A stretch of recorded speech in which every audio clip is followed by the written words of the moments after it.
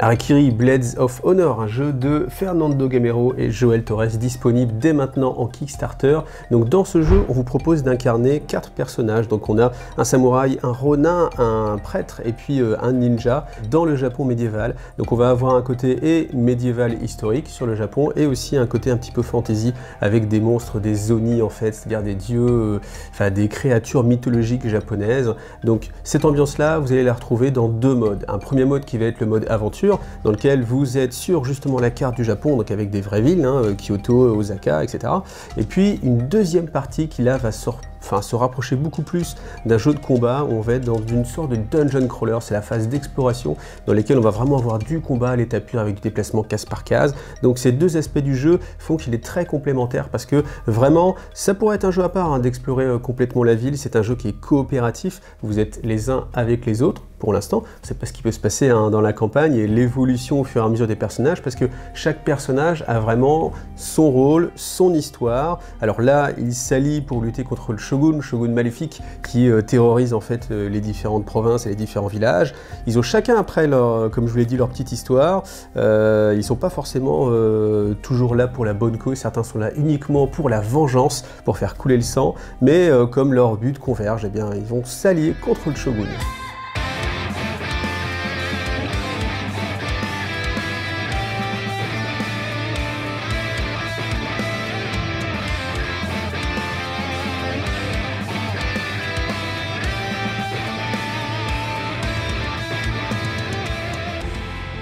Alors tout d'abord, je tiens à remercier Synergic Games de me faire confiance pour la partie française de Harakiri Blades of Honor. Donc si vous vous interrogez, le prototype que j'ai pour l'instant est en anglais. Après, suivant les paliers qui seront débloqués, suivant le financement, et il prévoit peut-être de faire un portage en version français. Donc si vous êtes intéressé par le jeu, eh bien suivez-le directement. N'hésitez pas à poser des questions. Je pense que si vous êtes beaucoup en commentaire à mettre « on aimerait bien une version française » et que vous pledgez aussi et que du coup forcément ça augmente, s'ils sont adressés à moi pour faire cette vidéo, c'est que forcément le marché français les intéresse, donc c'est forcément, il y a une possibilité pour que le jeu soit mis en français. Donc le jeu que vous avez là, c'est un prototype, donc il y a certains éléments qui je pense n'évolueront pas, comme les fiches de personnages, la qualité des cartes, la qualité des tokens, la carte du Japon aussi, a priori ça va être assez fixe. Par contre, on n'a pas tous les éléments, là le jeu n'est pas du tout complet, il y a beaucoup plus de figurines qui sont prévues de sortir, donc là on a une vingtaine de figurines dans ce prototype. Au final, le jeu devrait en comporter dans les 80-90. Ça va dépendre des stretch goals, de ce qui va être débloqué, donc ça va dépendre de vous, forcément. Et puis dans le jeu de base, vous aurez 14 chapitres de scénario. Chaque chapitre va être décomposé le plus souvent en 2 parties, la partie aventure et la partie exploration. Là, le prototype est fait pour qu'on soit déjà un petit peu avancé dans l'aventure, afin que les personnages aient déjà quelques compétences, aient déjà quelques équipements, et puis que le challenge soit un petit peu plus difficile, parce que forcément, les premières aventures, c'est pour découvrir en fait le système de jeu. Là, on a les règles complètes, donc je vous propose de faire la mise en place. Donc tout d'abord, suivant le scénario, on met le marqueur de tour sur le tour numéro 1. Le marqueur Shogun, l'influence du Shogun, lui qui est assez négatif, vient sur le côté.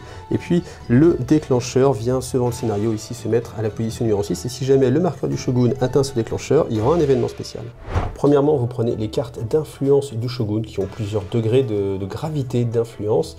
Vous les mettez face cachée. Ensuite, avec les cartes market, donc c'est tout ce que vous allez avoir à acheter en fait en magasin, c'est pareil. On les mélange et vous les mettez face cachée. Vous avez ensuite les cartes d'événements. Donc ça, c'est suivant le type de chemin que vous avez emprunté, ça va être plus ou moins dangereux pour vous. C'est pareil, on mélange, on les met sur le côté. Et après, la monnaie du jeu en fait est représentée par des petits tokens comme ceci en bois que vous mettez aussi en réserve à côté. Sur le côté, vous allez positionner différents types de marqueurs. Donc toujours utile, les cités capturées ou en ruine, les marqueurs de tête d'ennemis vaincus qui vont rapporter des sous-sous. Ensuite, les karmas, ça c'est très important pour votre esprit, pour le jeu. Et puis, différents marqueurs d'influence ou des marqueurs d'état, comme par exemple l'armure qui a baissé, le marqueur poison ou simplement le fait que vous êtes aveuglé. Ensuite, suivant le chapitre que vous êtes en train de jouer, vous avez des cartes en fait narratives qui sont sur le côté, qui sont les cartes de mission. Elles sont numérotées avec des petits numéros, vous voyez ici en gauche. Et puis, quand vous les mettez, simplement, vous avez un texte narratif dessus, ce qui vous permet d'avoir une petite idée des dangers auxquels vous allez être confronté. Et puis, parfois, vous en avez certaines qui sont en 2 étapes. Vous voyez, celle-ci par exemple, c'est The Beast Part 2. Donc, si vous résolvez la première, et bien du coup, vous avez des chances d'avoir une évolution en fait dans l'histoire. Donc une fois que vous interagissez avec le pion qui correspond au numéro d'une mission, vous pouvez la retourner. Donc là ici vous avez le déclenchement narratif qui vous dit exactement ce qu'il est en train de se passer. Ensuite, en termes de règles, comment réussir à résoudre cette mission. Donc là en l'occurrence il faut dépenser 8 pions de karma dans le temple d'Amaterasu. Et puis si vous réussissez, vous lisez le passage 25, et si vous ne réussissez pas, vous lisez le passage 26. Donc voilà votre fiche de personnage. Dans ce scénario, nous commençons avec 15 points de vie pour Akira. Donc ensuite, vous avez son équipement, donc une armure, qui vous donne la valeur d'équipement de l'armure. Vous la mettez ici. Elle peut être réduite en fait au cours de partie. Ensuite, ça c'est l'affinité avec les dieux. Là, Akira a un niveau de 5. Et puis, j'ai mes points de compétence. Donc points de compétence, nativement, je vais en mettre un ici pour l'éducation, et puis un autre ici pour le combat. Alors ensuite, fonction de votre niveau, vous allez mettre en fait des talents sur le côté. Donc ces talents, la plupart du temps, vont être utiles surtout dans la phase de combat, c'est-à-dire la phase d'exploration, mais vous allez aussi gagner des traits en fait. Donc c'est les mots-clés que vous avez ici qui vont être très souvent utilisés dans la phase d'aventure. Alors en début de campagne, on vous demande de choisir un kami pour être affilié à lui. Donc là, moi j'ai choisi Amaterasu. Donc quand vous le retournez, vous avez différents levels. Ces différents levels sont en fonction du niveau d'affinité avec le kami que vous avez. Donc là on est niveau 5, ça veut dire qu'on pourra activer le 1, 2, le 3, 4, enfin le 3, 5, mais on n'aura pas encore accès au niveau 6 qui viendra un peu plus tard. Donc ces capacités-là, on les pose pour l'instant sur le côté. Ensuite, vous allez chercher toutes les cartes qui correspondent à votre niveau. Donc là, je suis un Ronin, je suis niveau 3, donc j'ai accès à toutes ces cartes-là. Et le scénario me dit que je suis équipé directement du katana. On verra un petit peu les compétences plus tard. Donc je mets mon katana, et les autres cartes seront des cartes que je pourrais acheter chez le forgeron. Donc je les mets sur le côté. Ensuite, quand on part à l'aventure, on ne part pas les mains dans les poches, donc on est déjà un petit peu équipé pour cette aventure. On a différents types d'objets qui peuvent être utilisés longtemps ou alors qui peuvent être utilisés une seule fois. Donc on va les poser ici. Ensuite, on a différents pions. Donc ces petits pions sont les marqueurs de clan. Ça va être important pour savoir si vous pouvez activer une mission ou pas. Vous avez vos marqueurs d'activation. En général, pour le mode aventure, on en a 3. Et puis quand même, on a un bon karma. Donc on commence avec un pion karma. Et pour finir, bien entendu, on ne sort jamais sans avoir un petit peu de monnaie en poche. Donc voici 25 pièces. Il n'y a plus qu'à poser nos 4 combattants, chacun étant bien spécifique avec ses propres compétences. Donc bien sûr, ceux qui vont être plutôt furtifs, ceux qui vont plutôt tirer, celui qui va plutôt soigner. Et puis je vous laisse admirer les figurines en détail.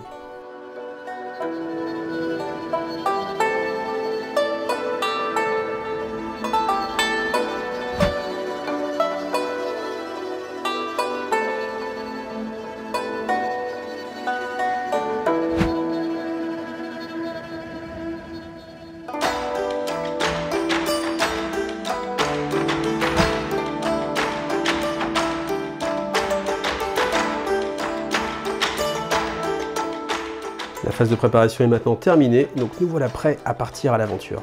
Donc dans ce scénario, on a 7 missions. Pour réussir, il faut accomplir 4 missions sur les 7 qui sont actuellement disponibles avant qu'on ait fait 6 tours. Donc le marqueur de tour, dès qu'il est arrivé niveau 6, on regarde. Si j'ai fait 4 missions, j'ai réussi. Le scénario évolue en fonction. Si je n'ai pas réussi, eh bien je vais lire le passage qui correspond, qui sera forcément négatif. Dans cette phase de jeu, on va toujours commencer par le Shogun. Alors le Shogun, première action qu'il va faire, c'est augmenter le marqueur de tour. Là, pour le début, on commence bien sûr niveau 1, tour 1. Ensuite, on va bouger le marqueur d'influence. Le marqueur d'influence va bouger, c'est décrit dans le scénario. Ici, c'est 2 cases en 2 cases. Ce qui veut dire que d'ici 3 tours, on va pouvoir déclencher en fait l'effet. Ce trigger, en fait, sera peut-être positif, peut-être négatif. En tout cas, il va faire avancer en fait le scénario dans sa globalité. Bon, en général, c'est plutôt négatif, donc il faut essayer de retarder ceci le plus possible. Maintenant, vous ne savez pas forcément comment ça va se passer, ça va dépendre de vos actions directement en jeu. Donc ensuite, pour représenter l'influence du Shogun sur les voyageurs, on pioche une carte de Shogun qui a 3 levels. Level vert, niveau jaune, niveau orange, qui sont totalement dépendants de là où est le marqueur d'influence. À partir du moment où le marqueur est en vert, on va lire la phrase verte. À partir du moment où c'est orange, le orange. Et quand on est en rouge, le rouge, et ouais, vous êtes malin. Donc à noter que cet élément est à déclencher à chaque début de tour d'un joueur. Donc ce qui peut arriver, c'est que tout simplement, vous êtes en mode vert, après vous faites une action qui nous fait passer en mode orange, et que le joueur d'après du coup se retrouve avec un malus plus important parce qu'on est en niveau orange, niveau de l'influence. Donc les cartes, pour vous plonger dans l'histoire, elles ont toujours un petit texte narratif. Donc là, on vous dit que l'influence de Shogun cause d'étranges choses sur votre chance et vos capacités. Donc là, il n'y a pas de test à faire. Parfois, vous aurez des tests à faire. Là, il n'y a pas, c'est automatiquement le premier jeté de dés est réduit de 1. Voilà, ce qui a un effet négatif, mais qui peut ne pas être très grave si vous n'allez pas rentrer en combat, ni si vous n'avez pas de test à faire. Ensuite, ce qui peut arriver, c'est que s'il y a des ennemis qui sont déjà sur le plateau, eh bien, suivant l'élément qui les a déclenchés, ils peuvent se mettre en marche, bouger. Certains vont être statiques, vont attaquer des villes, d'autres vont se déplacer de village en village. Ça va être vraiment en fonction des ennemis. Maintenant, on arrive à la phase préférée des joueurs, c'est le moment où vous allez activer vos propres personnages. Alors, il n'y a pas d'ordre d'initiative, vous jouez vraiment dans l'ordre que vous voulez, en fonction de justement ce qui est le plus intelligent, étant donné que c'est un jeu coopératif, il y a une part un petit peu de organisation, à savoir est-ce qu'il vaut mieux que toi tu ailles d'abord explorer pour que je vois ensuite ce qui se passe.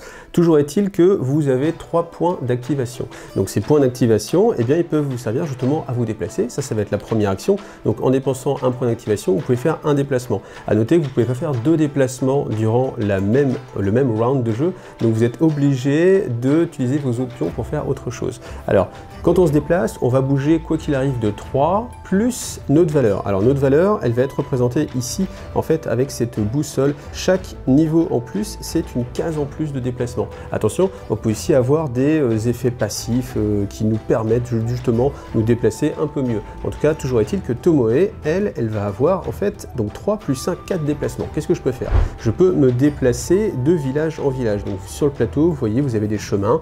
Donc il y a 2 types de chemins. Premièrement, les chemins impériaux, c'est ceux qui sont pavés, on le voit, ils sont beaucoup plus larges, ils sont plus foncés. Ces chemins sont les plus sereins, c'est-à-dire que quand vous êtes dessus, tout en général va bien se passer, il y a peu de chances que ça se passe mal. Par contre, si vous voulez être plus rapide, vous pouvez prendre des raccourcis. L'inconvénient des raccourcis, c'est qu'on ne sait pas toujours où ça va nous mener et que souvent, quand on va prendre un raccourci, il va y avoir un événement négatif, on peut rencontrer évidemment des bandits, ce genre de choses.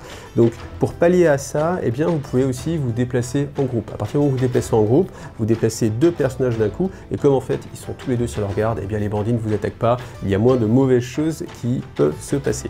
Donc imaginons, Tomoe, elle a envie d'aller justement voir le pion numéro 9, donc elle va avancer par là. Donc j'ai toujours 3 plus 1, 4 points de mouvement, donc allez, on va prendre l'aventure. Je passe par ce petit raccourci là, ici 1, 2, 3 et 4. Donc vous voyez, je suis passé par ces zones de terre, donc obligatoirement, avant d'aller plus loin, je vais piocher une carte d'événement et cette carte d'événement a 2 faces, une face verte et une face rouge.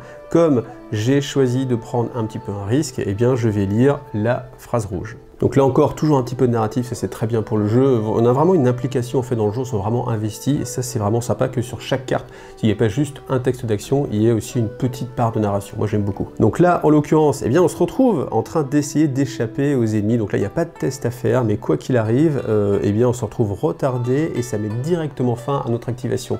Et ça c'est assez dommage parce que si j'avais besoin justement de dépenser mes pions pour pouvoir par exemple transmettre une information ou acheter un objet, eh bien forcément on va être retardé. Donc c'est toujours la petite contrepartie. Donc l'inconvénient avec Tomoe, c'est qu'il me reste encore 2 pions d'activation, mais voilà, ils sont perdus et comme je ne peux pas les stocker d'un tour sur l'autre, eh bien forcément les 3 sont enlevés et c'est au tour d'un autre joueur. Donc comme on n'aime pas trop ce qui vient de se passer, on peut se dire que ce serait quand même un peu plus serein de voyager ensemble, voyageons groupés. Donc imaginons Akira et Hattori ont envie de voyager ensemble, donc on va voyager à la plus petite vitesse des deux, forcément, il n'y a pas un qui va nous porter sur son dos. Donc du coup, Akira c'est 3 plus 0, Hattori c'est 3 plus 1, on va prendre 3, donc je dépense 1, 2, 3. On dépense chacun notre point d'activation, aussi bien pour Hattori que pour Akira. Et puis maintenant, on va dire que c'était Akira qui est en train de jouer, donc Akira va pouvoir continuer à jouer et faire toutes ses actions. Alors je vous ai dit qu'on ne pouvait pas faire plus qu'un mouvement par tour, par contre on peut booster son mouvement. Par contre, imaginons Hikaru, lui, il a décidé de ne pas aller avec le groupe, par contre il a envie de rejoindre Tomoe, donc il a un mouvement de 3, il n'est pas boosté, par contre il peut utiliser des points d'action pour rajouter un segment, c'est-à-dire qu'on peut utiliser nos 3 points d'action pour faire 3 plus 1 plus 1. Donc je peux bouger jusqu'à 5 cases, donc 1, 2, 3, 4 et 5. Je peux aller aussi loin que ça. Bien sûr, là encore, j'ai pris un chemin dangereux, donc du coup, je vais être obligé de piocher une carte et de voir ce qui se passe. Alors maintenant qu'on a vu comment se déplacer, eh bien quelles sont les autres possibilités de jeu? Alors toutes les autres possibilités, il faut savoir qu'elles ne sont pas limitées, elles sont juste limitées par vos points d'action. Donc imaginons Akira a encore plusieurs points d'action, il peut, s'il veut, se reposer dans ce village. Donc se reposer, ça signifie dépenser un point d'action et regagner un point de vie, faire un petit bandage, etc. Donc là forcément on est au début de l'aventure, c'est pas forcément très intéressant, mais après, quand on est sur des situations difficiles et qu'on est vraiment bas en point de vie, ça peut être assez intéressant de temporiser un petit peu peu. Maintenant attention, parce que le tour, lui, ne va pas s'arrêter et l'influence du shogun va ne cesser d'augmenter, donc il faut bien réfléchir avant de faire cette action-là. Donc quand vous êtes dans une ville, vous avez quand même plus de choix disponibles. Donc premièrement, vous pouvez bien dépenser une action pour travailler, vous rendez un coup de main à la population locale en échange de 2 pièces. C'est pas cher payé, mais bon, en même temps, vous n'êtes pas non plus là pour vous faire des sous.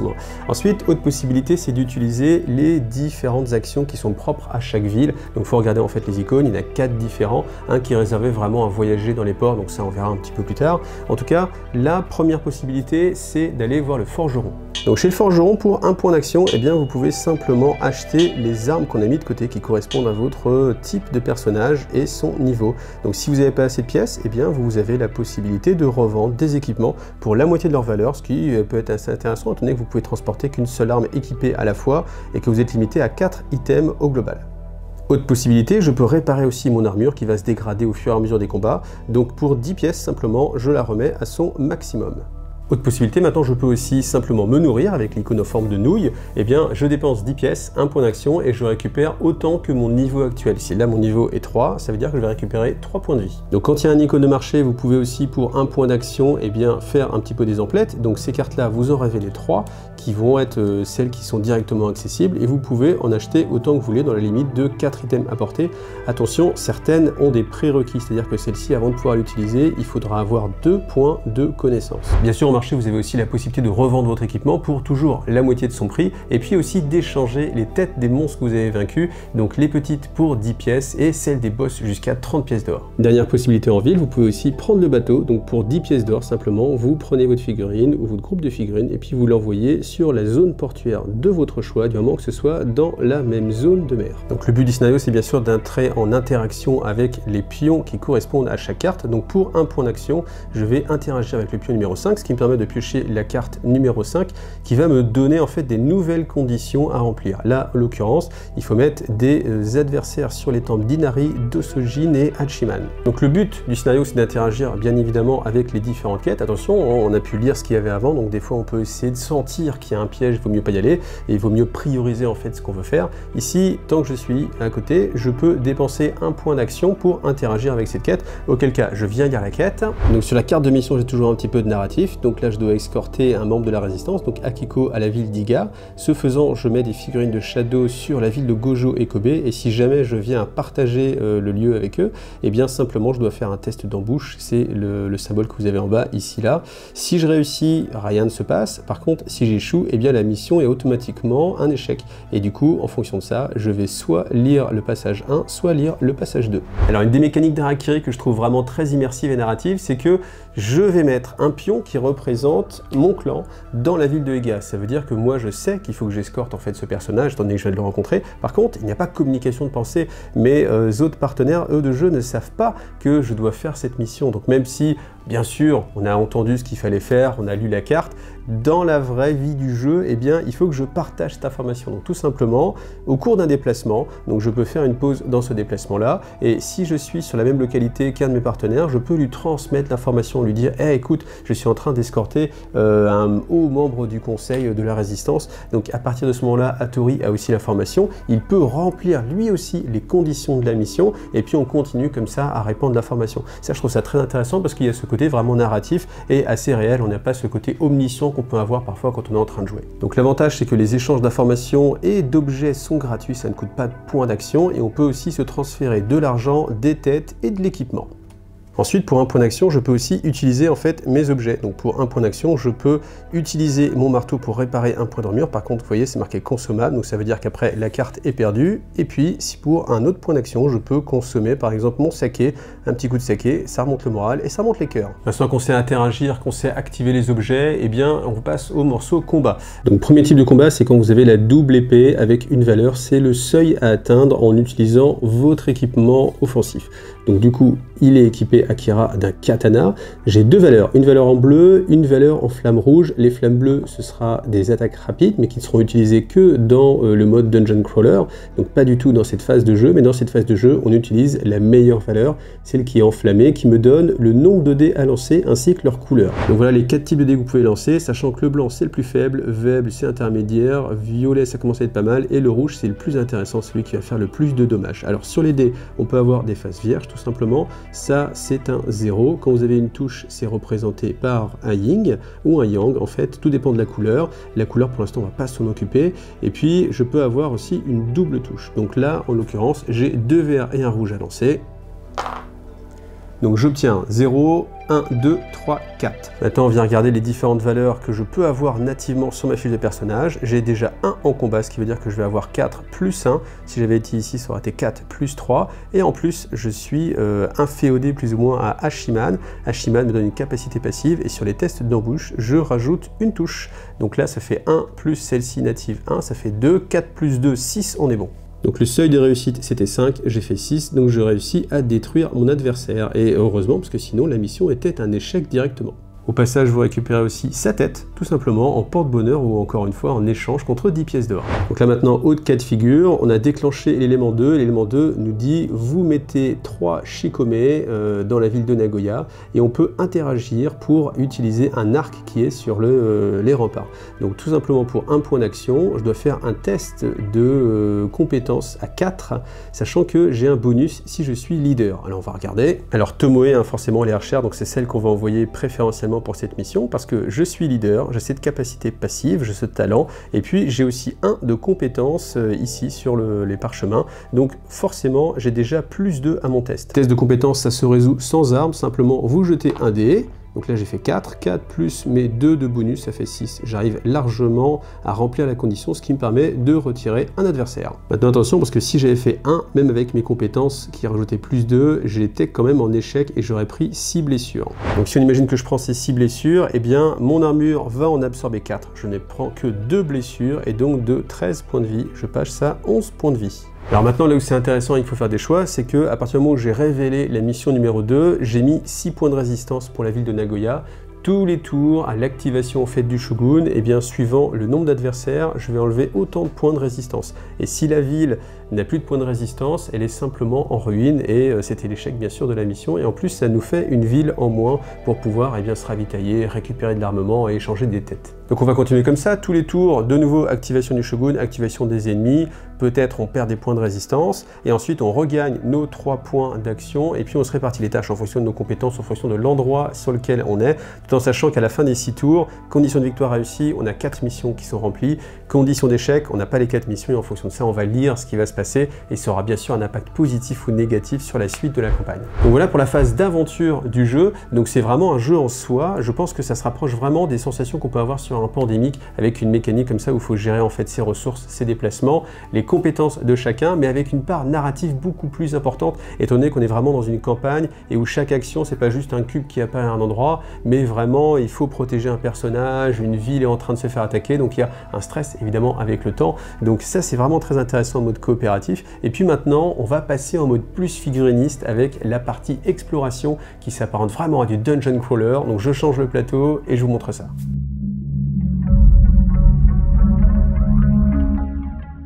Donc deuxième partie du jeu, on va rentrer dans ce qu'on appelle la phase d'exploration. Donc la phase d'exploration, ça va être plus du dungeon crawler, c'est-à-dire qu'on va se retrouver sur des tuiles qui vont représenter différents éléments, différents lieux, et puis elles-mêmes en fait qui sont séquencées en différentes zones. C'est-à-dire qu'on va pas avoir, a priori, parce que là encore une fois, je vous rappelle, c'est qu'un prototype, j'ai qu'un scénario, on va pas avoir des éléments qui viennent se rajouter au fur et à mesure, on ouvre une porte, on découvre ce qu'il y a derrière, mais plutôt vous êtes sur une zone, vous voyez tout ce qu'il y a dans cette zone-là, il se passe des éléments, et puis vous avez des informations qui vous disent, tiens par exemple à un moment donné vous allez faire un choix, est-ce que vous passez par tel chemin ou tel autre, il y en a un qui est plus risqué que l'autre, il y en a un où vous avez peut-être une récompense à voir, et en fonction de ça on va se déplacer sur un autre plateau, donc c'est vraiment plus cette synergie en fait qui va être mise en jeu. Donc là ce que je vais faire c'est que je vais vous expliquer brièvement les différentes actions, je vais pas les jouer, par contre après, une fois que je vous aurai expliqué ça, je vais vous montrer un petit peu, vous raconter un petit peu ce que j'ai vécu pour que vous puissiez avoir quand même une bonne notion de ce à quoi vous pouvez vous attendre, parce que j'avoue que je m'attendais pas à autant de narratif et c'est quand même un gros point positif du jeu. Moi c'est le côté coup de cœur, c'est vraiment sur ce côté vraiment narratif très développé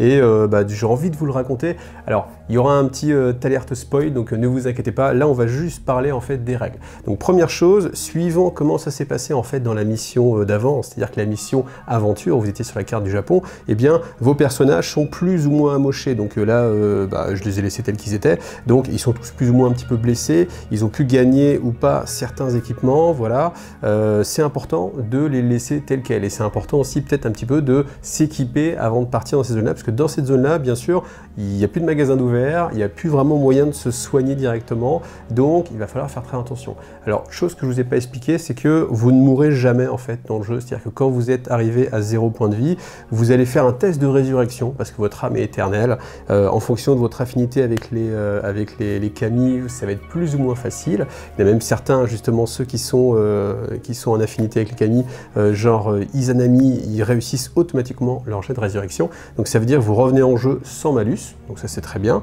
Par contre, si vous avez échoué à ce test-là, eh bien vous revenez et vous perdez 1 à vos attributs, donc c'est-à-dire que quand même, malgré tout, vous allez diminuer un petit peu, sachant que ces attributs-là vont pas grandir beaucoup, donc c'est quand même un impact assez important. On peut pas se dire je vais au casse-pipe et puis advienne que pourra. Alors volontairement, je passe la mise en place, parce que la mise en place, de toute façon, on va vous expliquer à chaque scénario, donc ça sert à rien de vous expliquer un truc qui sera expliqué vraiment ligne par ligne. Suivant que vous ayez gagné ou pas votre mission d'aventure, eh bien l'expédition sera plus ou moins facile. C'est représenté par ces cartes-là. Voilà, ces cartes, en fait, elles sont soit vertes, ça veut dire que vous avez une bonne influence sur le jeu, soit rouge, ça veut dire que c'est le shogun qui a une meilleure influence que vous.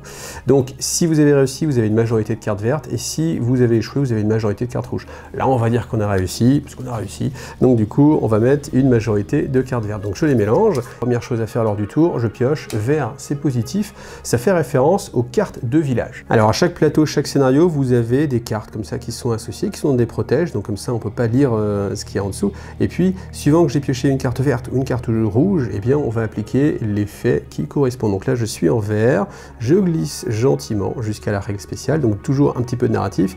Et ensuite, la règle spéciale, c'est on place un objet aléatoire près de la maison D. Donc, ce qui veut dire que je vais pouvoir ramasser un objet bonus. Donc ça, on le laisse. Alors, au fur et à mesure, attention, petit spoil, ne regardez pas ou fermez les yeux. Vous allez continuer comme ça, je vous en montre 1, 2, 3. Et puis, au bout d'un moment, vous arrivez au bout de la carte. Donc, si vous êtes arrivé au bout de la carte, ça veut dire que vous prenez un peu trop de temps et on va mettre des pions malice du shogun qui vont, eh bien, pour l'instant, vous ne savez pas à quoi ça va servir, mais immanquablement, dans la suite du déroulement de l'action, ça va être des choses un petit peu négatives. On ne peut pas se permettre de vraiment trop traîner. Ensuite, vous prenez les cartes d'initiative, donc qui représentent chacun des 4 héros, ainsi que tous les adversaires que vous avez sur le plateau de jeu. Donc là, vous ferez bien attention, en fait, comme j'ai pas reçu les figurines d'Oniri, eh bien, j'ai pris d'autres figurines pour les remplacer, mais à chaque fois, vous avez un code couleur qui correspond, en fait, à une figurine vraiment en particulier. Ensuite, tout simplement, une fois qu'elles sont mélangées, vous allez créer la piste d'initiative et au fur et à mesure, ce qui va donner l'ordre d'activation, en fait, des personnages. Ça, on a l'habitude, hein, c'est ce qu'on appelle une rivière, classiquement. Donc, on a la possibilité, avant, de faire un petit échange, c'est-à-dire qu'il y a 2 personnages qui peuvent intervertir leur position. Alors attention, parce qu'ils intervertissent leur position ensemble. Par exemple, si on a un personnage qui est mieux placé, ça peut être assez intéressant. Après, on a aussi des capacités de nos kami ou de nos capacités passives qui peuvent nous permettre justement aussi de nous intercaler. Voilà. Sachez que si vous avez un boss ou un demi-boss présent dans le niveau, il s'activera toujours en premier. Et voilà, c'est tout pour la séquence de tours. Après, simplement, eh bien, on va résoudre les activations. Donc là, on va commencer par une phase d'adversaire. Alors, quand on regarde la carte d'intelligence artificielle de l'Onryo, on voit tout d'abord que vous avez en haut ces différentes actions, donc des capacités passives, voilà, Ghost, donc c'est-à-dire qu'elle elle considère la réalité différemment, donc elle peut passer à travers les terrains infranchissables. Ensuite, elle a 2 types d'attaques, des capacités spéciales et puis un type de mouvement particulier. Alors sur le côté, tant qu'on y est, en haut, vous avez ses points de vie, ensuite ce nombre de cases déplacement, la portée de ses attaques, et après il y a 2 valeurs. Il y a une valeur de défense, voilà, qui va être nativement en fait les dommages qui vont être absorbés, c'est-à-dire que si vous faites 6 dommages, elle va n'en prendre que 3, et l'armure, donc elle n'a pas beaucoup d'armure, par contre elle a beaucoup de points de vie. Et ensuite vous avez 2 modes d'action, soit régulière, soit agressive. Régulière, c'est quand vous êtes en mode j'ai pioché une carte verte. Agressif, c'est quand vous êtes en mode j'ai pioché une carte rouge. Donc les 4 dés que vous voyez en dessous, c'est les dés que je dois lancer à son activation, auquel je viens rajouter un des 6 classique, et le D6 va me donner en fait son mode de jeu. Donc si par exemple je fais 3 et qu'on est en mode vert, eh bien je vais appliquer la condition régulière qui est entre 1 et 4. Alors entre parenthèses, ce que vous avez, c'est un tiebreaker, c'est-à-dire que si elle doit choisir un personnage, parce que 2 personnages sont équidistants, elle va choisir celui qui a cette condition, donc celui qui a le moins de connaissance, donc le moins de niveau dans cette action. Et après, vous voyez, petit 1, petit 2, elle va les résoudre dans l'ordre et s'arrêter dès qu'elle peut en faire un. Donc c'est-à-dire qu'elle ne va pas faire toute la suite des actions. Donc elle regarde la première, elle va bouger jusqu'à l'ennemi, l'adjacent, et faire une attaque. Si ce n'est pas possible, alors petit 2, elle va s'approcher en fait d'un ennemi, vous voyez, et on va résoudre comme ça à chaque fois les différentes actions, sachant que les dés d'attaque ont déjà été lancés. Donc si par exemple j'avais fait un 5, j'aurais fait une Revenge Shoot, donc on regarde, Revenge Shoot, donc c'est une attaque sur tous les ennemis qui sont à 2 de portée, en réduisant de 2 les dommages. Voilà, ça fait une sorte de dommage de zone. Donc voilà, ça c'est pour l'activation des ennemis. Si c'est un boss un peu plus évolué, je vous montrerai tout à l'heure, il y a des cartes spécifiques d'intelligence qui lui sont attachées, et honnêtement, c'est là où on voit qu'il y a vraiment un côté narratif, je le rajoute encore, mais qui est vraiment très poussé, parce que chaque personnage va vraiment avoir sa propre façon d'agir, et aussi en corrélation avec l'endroit où il est. Donc maintenant on arrive au tour d'Hattori, donc je vais vous montrer les différentes possibilités. Déjà, première chose, vous allez lancer les points de ki. Donc vous avez 3 points de ki qui correspondent à votre niveau. Oh là, je fais un beau jet là. 6, 6, 4. Ces dés sont très importants parce que vous venez les positionner ici et vous avez la possibilité d'activer vos capacités de kami. Vous voyez, il y a des petites cases ici. Alors, à chaque fois que je le fais, j'ai le droit de mettre un dé que sur un seul type de capacité. C'est-à-dire que là, comme lui, il a 3 capacités identiques avec ce même symbole, je ne pourrais en mettre qu'un dé que sur une seule de ses capacités. A l'inverse, si je suis ici, sur Hikaru, lui, il a des capacités de 2 types différents, donc je pourrais, dans le même tour, activer un dé ici et un dé ici. Par contre, je ne pourrais pas mettre un dé et ici et ici. Donc ensuite, il faut aussi voir que vous avez ici une condition pour activer la capacité. Donc c'est-à-dire que là, il faut que le dé de ki soit au moins sur 4 et là sur 3. Donc là, je choisis un D6, hein, formidable, c'est pour ça que je suis content d'avoir fait un D6. Je le mets ici et cette capacité va s'activer. Par contre, tous les tours, elle va se dégrader et il y a un moment donné où le dé en fait ne va pas forcément sortir, il va sortir que quand il sera sur sa face 0. En fait, quand on va le passer sur face 0, on le sort. Et bien, ça veut dire qu'il y aura toute une gestion en fait à réaliser sur le ki. Et autant quand vous avez fait un beau jet, vous êtes content, autant que vous avez fait un petit jet, et bien on peut peut-être dépenser en fait des points d'action. Vous avez 2 points d'action à dépenser pour relancer en fait tous vos dés et surtout aussi vider vos colonnes, parce que tant que vous avez cette colonne qui est prise, enfin cette ligne qui est prise, pardon, et bien vous ne pouvez pas dépenser votre capacité. C'est-à-dire que là je vais faire 6, 5, 4, 3, quand ça tombe à 3, le tour 3, le tour 2, le tour 1, cette capacité je pourrais pas l'utiliser, donc ça va être assez dommage et je pourrais relancer mes dés que quand tous les dés seront nativement sortis en fait de la grille. Donc on peut jouer sur attendre un petit peu pour mettre les dés un peu plus tard. Donc maintenant que vous avez placé vos points de ki, et bien vous rentrez dans la phase d'action directement. Donc j'ai 3 points d'action en général. Alors il y a une possibilité, c'est que si vous n'avez pas utilisé tous vos points d'action au round d'avant, vous en avez un bonus pour le round d'après. Donc on peut pas en stocker 2, par contre on peut en stocker 1. Donc c'est à dire que si j'ai utilisé que 2 points d'action, il m'en restait 1. À la fin de mon tour, je vais en reprendre 3, ce qui veut dire que sur le tour d'après, j'aurai 4 points d'action. Donc ça peut être vraiment intéressant pour faire des grosses attaques, bien se déplacer, se mettre dans de bonnes conditions. Donc ça c'est plutôt pas mal, une bonne gestion en fait des points. Donc première chose que je peux faire, bien sûr, le mouvement. Donc c'est comme d'habitude, 3 plus la petite valeur de boussole. Donc là il a 1 de plus. Peut-être que j'avais même un équipement qui me donne un mouvement de plus. Je peux bouger orthogonalement ou diagonalement. Par contre, pour bouger en diagonale, il ne faut pas que les zones en fait soient prises par un ennemi. C'est-à-dire que vous pouvez passer à travers vos amis, mais pas à travers les ennemis. C'est-à-dire que si Hattori est ici, il ne peut pas passer en diagonale, sauf si les 2 cases sont libres ou amicales. Là, en effet, comme il y a un ennemi, il ne va pas pouvoir passer parce qu'il passerait en fait, il chevaucherait un ennemi, ce qui est non autorisé. Par contre, après, vous pouvez très bien tourner autour. Hein, donc, par exemple, faire 1, 2, 3, 4, 5. Voilà, ça c'est totalement permis. Donc autre possibilité, vous pouvez bouger de façon beaucoup plus rapide. Donc vous dépensez 2 points d'action et vous avez 6 plus vos bonus de mouvement. Attention, vous n'avez pas le droit de faire 2 petits mouvements simples. Donc par contre, si vous avez fait un mouvement très rapide, vous n'aurez droit de faire que des attaques rapides. Ce qui me permet de vous expliquer justement les attaques. Alors si je fais une attaque assez simple, tout simplement je regarde la portée, là c'est une case adjacente, en diagonale ça marche aussi, et j'ai le choix de soit dépenser 1 point d'action pour faire une attaque rapide, soit dépenser 2 points d'action pour faire une attaque lourde, qui bien sûr va jeter plus de dés et va avoir plus d'effets. Là ça me permet aussi de vous parler du bonus Yin Yang, qu'on n'utilisait pas en fait dans le mode aventure. Là dans le mode exploration, si quand vous lancez les dés, vous arrivez à avoir du symbole Yin noir et Yang blanc, ou l'inverse, je ne sais pas, je n'ai pas été regardé, vous déclenchez en fait l'effet. Donc c'est pas toujours le plus intéressant. Là évidemment, si j'ai fait une grosse face, j'ai pas envie de l'utiliser. Par contre, des fois quand vous avez fait des petits dés, ça peut être vraiment intéressant de le relancer pour comparer en fait le résultat, sachant que peu importe le nombre de yin-yang que vous arrivez à former, parce que là en l'occurrence j'ai 2 yin-yang, on va utiliser cette capacité qu'une seule fois. Et c'est là où ma capacité slaughter est intéressante, parce que pour 1 point d'action, je peux faire 2 attaques rapides. Donc ce qui me fait économiser justement 1 point, et puis qui me fait lancer plusieurs dés à la fois, ça peut être vraiment sympa. Donc là, imaginons, je lance mon attaque. Donc tout simplement, j'ai fait 2 impacts. Yin-yang, c'est pas mal. Donc par exemple, je peux relancer le dé vert qui est meilleur que le dé blanc, donc autant relancer celui-ci. Je le relance, et voilà, j'ai fait 1, 2, 3, 4, 5, 6, 7, 8, 9 dommages, ce qui est assez important. Donc on retire la défense de la cible, on retire l'endurance et la défense, voilà les deux. Là en l'occurrence, comme l'Onryo a 3 points de défense, eh bien je vais lui mettre directement 6 points de vie. C'est pas mal parce que c'est la moitié de sa vie, hein, ce qui est plutôt un très bon jet. Maintenant quand vous faites une attaque, vous avez la possibilité de faire une attaque plus ou moins ciblée, concentrée, donc c'est en lançant le dé noir en plus.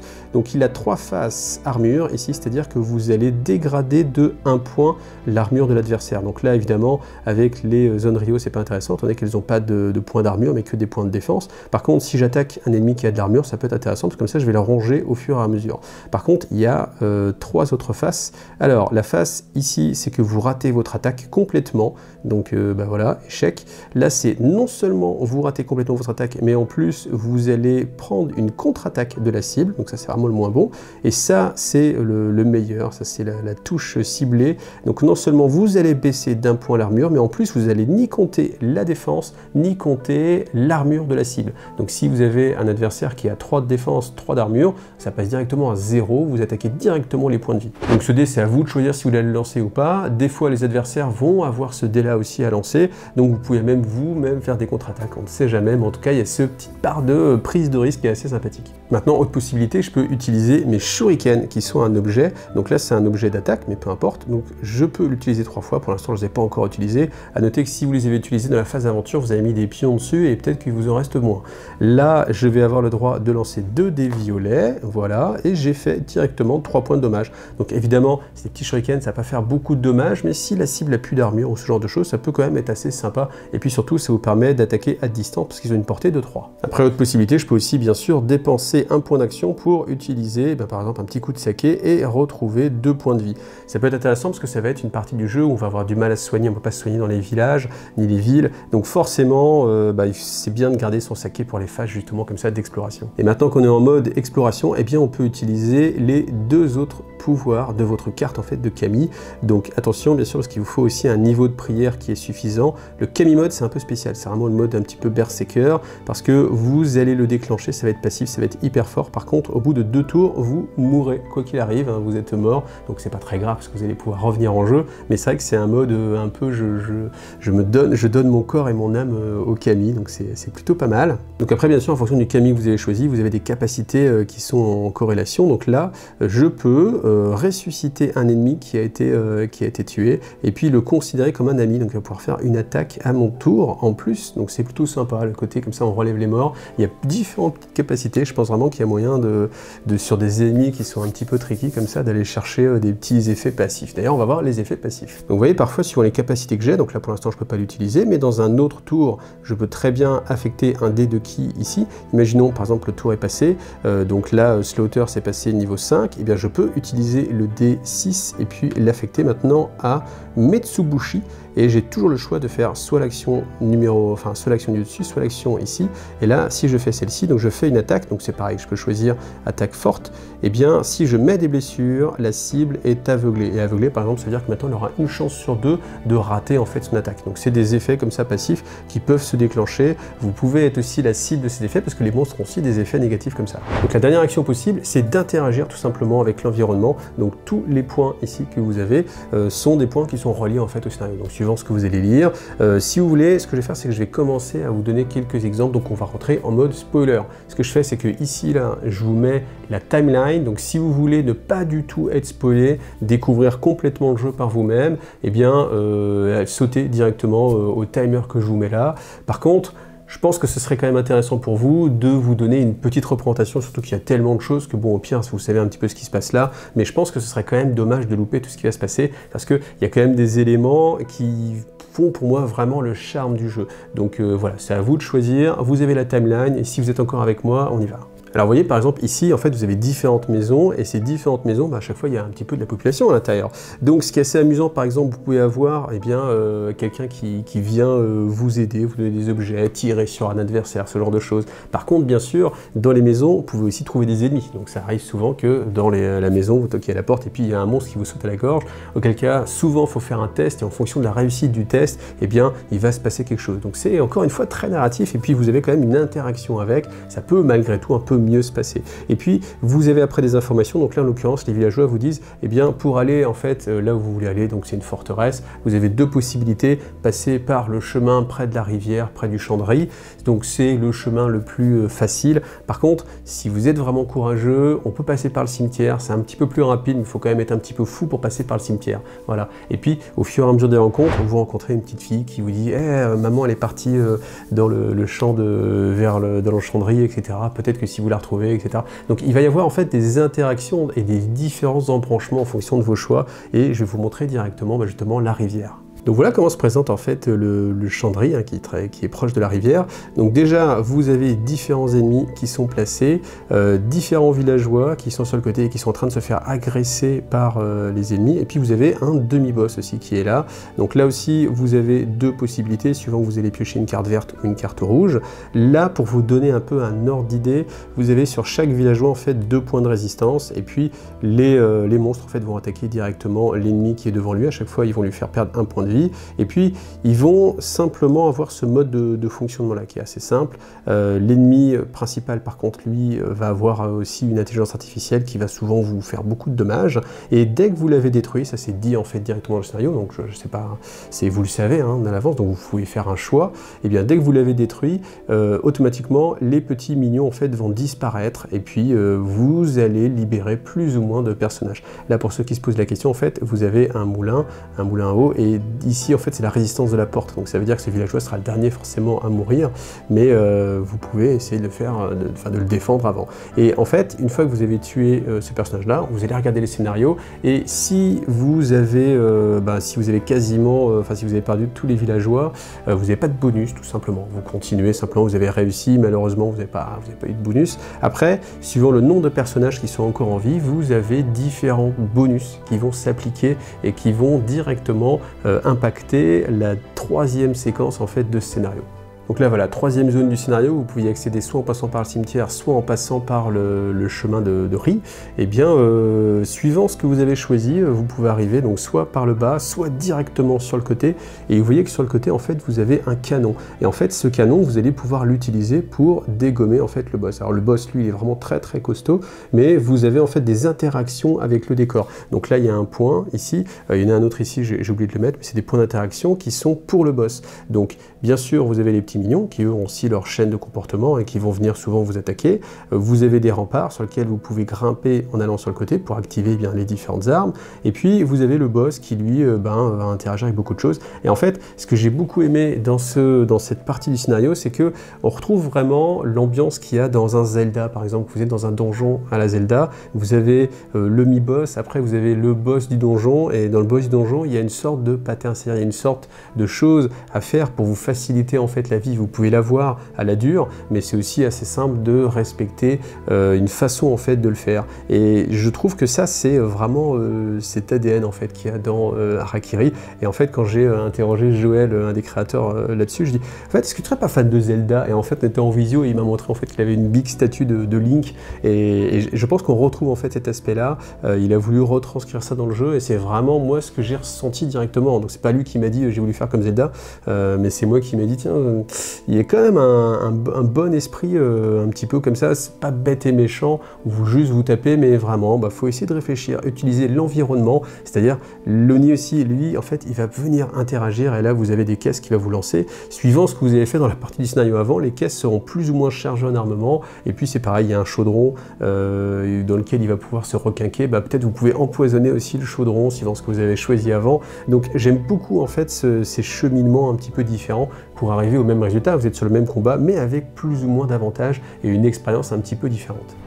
Alors maintenant, vous savez jouer, je vous ai expliqué un petit peu les différentes façons de faire dans les deux modes de jeu, je vous ai montré aussi un petit peu ce que vous pouvez vivre, donc maintenant, à vous de voir. Donc moi, quand j'ai fait cette vidéo, eh bien à l'heure actuelle, le Kickstarter n'est pas encore sorti, donc je ne peux pas aller sur la page du Kickstarter pour vous montrer. Après, tout ce qui est prix, etc., je vous laisse juger en fonction de l'expérience que vous avez, sachant que dans la boîte de base, de ce que je sais, il y aura 14 scénarios. Ces scénarios, à chaque fois, seront décomposés en mode aventure plus mode exploration, ce qui fait quand même, déjà, à mon avis, on va être sur peut-être 3-4 heures de jeu à chaque fois, ça fait des bonnes sessions, donc vous dites pas ouais 14 scénarios, une fois qu'on arrive au bout, on n'a plus rien. Déjà si vous avez vécu les 14 scénarios, vous êtes arrivé au bout de votre campagne avec vos amis, c'est déjà une expérience qui reste gravée. Moi je sais que l'expérience que j'ai eue comme ça, typiquement sur Assaut sur l'Empire, c'est quelque chose dont je me rappelle beaucoup, et à l'inverse, les jeux dans lesquels on a du mal parce qu'il y a trop de missions, etc., qu'on n'arrive pas au bout, il y a un sentiment en fait d'inachevé qui est pas forcément très positif. Sachant que avec les stretch goals en plus, il y aura sans doute possibilité de débloquer une autre histoire en fait de 10 scénarios en plus. Voilà. Vous allez aussi avoir des add-ons. Ce que je sais, c'est qu'il y aura un add-on ambiance chinois, c'est-à-dire que vous avez des personnages chinois qui vont intervenir sur le sol du Japon avec des figurines à jouer, les illustrations. Il y aura aussi un joli dragon. Voilà. Alors j'ai pas vu toutes les figurines parce que je les ai pas vues. Il reste des petites surprises forcément pour le Kickstarter. Moi en tout cas, mon avis personnel sur le jeu, c'est que moi franchement j'ai accroché. J'aime bien justement avoir ces deux modes de jeu. Pourquoi aussi? Parce que si vous avez des joueurs ou des joueuses peut-être qui sont moins attirés par le côté figurine, combat, et bien vous leur proposez le mode aventure. Et le mode aventure, ça ressemble vraiment au jeu un petit peu à l'allemande, avec vraiment de la coop où on réfléchit, où est-ce qu'on va, qu'est-ce qu'on fait, où est-ce qu'on interagit, ce qui va plaire à un public, je pense, beaucoup plus large. Et puis après, vous pouvez aussi les emmener comme ça en disant, tiens, on va faire le mode exploration aussi en même temps. Et puis là, le mode exploration, ça ressemble plus à ce que vous avez l'habitude en termes de figuriniste, plus du dungeon crawler, avec vraiment une part narrative vraiment très poussée, comme je vous ai dit, qui ressemble un petit peu à l'ambiance Zelda. Donc ça, c'est vraiment très très positif. Si vous êtes arrivé jusque-là de la vidéo, maintenant c'est le moment de vous récompenser. Et comment je vous récompense? Eh bien en vous faisant gagner tout simplement un pledge de la boîte de base. Donc comment vous faites pour participer? Déjà vous vous abonnez à la chaîne, et je peux le vérifier parce que dans les commentaires, je vois si vous êtes abonné ou pas. Donc attention, ne trichez pas. Et puis ensuite, vous mettez un commentaire et vous mettez Harakiri et entre clichés, le jeu qui... Voilà, vous mettez ce que vous voulez, c'est votre slogan, le slogan que vous aurez trouvé. Mais pensez bien à mettre Harakiri et puis alors entre guillemets, voilà les doubles guillemets, parce qu'après moi j'utilise un site qui va piocher au hasard dans les commentaires, parce que s'il y a 100, 200, 3880 commentaires, je ne vais pas le faire à la main, ni en le sent un des 3088, donc il y a un logiciel qui va chercher et il y a des mots-codes. Donc si vous n'avez pas mis Harakiri bien écrit avec les deux petits guillemets, je crois, de chaque côté, eh bien il ne sera pas pris en compte, donc faites attention. Et puis je ferai tout simplement un tirage au sort, je vérifierai si la personne est abonnée à la chaîne ou pas, et puis ainsi, comme ça, vous gagnerez un pledge global de la première version de la Core Box. Donc ça, c'est aussi grâce à Joël. Merci encore à toi, Joël, de me permettre de vous proposer ça. Je vous rappelle aussi que s'ils m'ont contacté, c'est forcément que le marché français les intéresse. Pour l'instant, au démarrage, le jeu n'est pas traduit en français, il est en anglais, mais très honnêtement, je pense qu'ils sont intéressés pour le développer, et si le Kickstarter marche bien, il y aura une version française. En tout cas, c'est ce qu'ils m'ont dit. Pas assuré, mais faut bien se rendre compte que s'ils viennent me voir, c'est parce que le marché français les intéresse. Et voilà, maintenant c'est à vous de voir si vous pledgez ou pas. En tout cas, moi je suivrai bien sûr la campagne avec intérêt. Merci à vous d'avoir vu cette vidéo. Si vous l'avez aimé, pensez à liker, pensez à partager, pensez à vous abonner aussi. C'est intéressant ça pour moi, parce que moi je cherche justement à avoir comme ça plus de notoriété pour me permettre de faire ce genre de vidéo. Et cette vidéo, elle n'est pas innocente, c'est parce que justement la chaîne elle commence à avoir une aura extraordinaire à l'international. Non, mais tout ça pour dire que forcément, s'il y avait moins d'abonnés, les gens ne seraient pas venus me voir. Donc vraiment, merci à vous tous. Et puis, si vous voulez m'aider aussi, n'oubliez pas Tipeee. Ça, c'est ce qui m'aide vraiment le plus à continuer. Amusez-vous bien, jouez avec vos amis et à bientôt. Salut à tous.